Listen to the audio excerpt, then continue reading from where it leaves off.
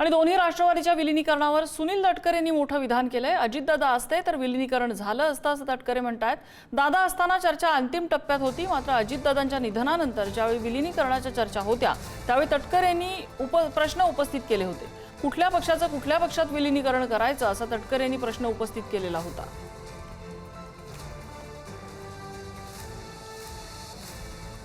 खरी आहे की स्वर्गीय दादा हयात असताना विलीनीकरणाची चर्चा अंतिम टप्प्यात गेलेली होती।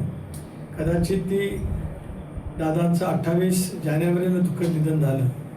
जिल्हा परिषदेच्या निवडणुकीच्या नंतर कदाचित विलीनीकरणाची प्रक्रिया भारतीय जनता पक्षाचं शिस्तबद्ध नेतृत्व, कारण शेवटी आम्ही इंडियामध्ये आहोत त्यामुळे त्यांची मान्यता हा एक भाग राहतोच, पण आदरणीय साहेबांची कदाचित मान्यता त्यावेळेला मिळून विलीनीकरण त्यावेळेला झालं असतं।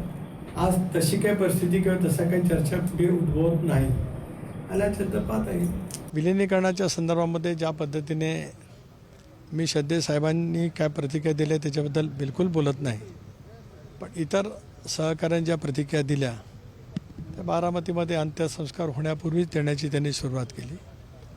मला एवढंच विचारायचं की विलीनीकरण कुठल्या पक्षाचं कुठल्या पक्षात, विलीनीकरण कुठल्या पक्षाचं कुठल्या पक्षात, याचा जर काही खुलासा किंवा याची माहिती, कारण काल शिंदेसाहेबांनी एकदम भावनिक होऊन शपथ घेऊन वक्तव्य केलं, त्याच्यामुळे जर काय कळलं तर नक्की त्या बाबतीमध्ये मला बोलता येईल।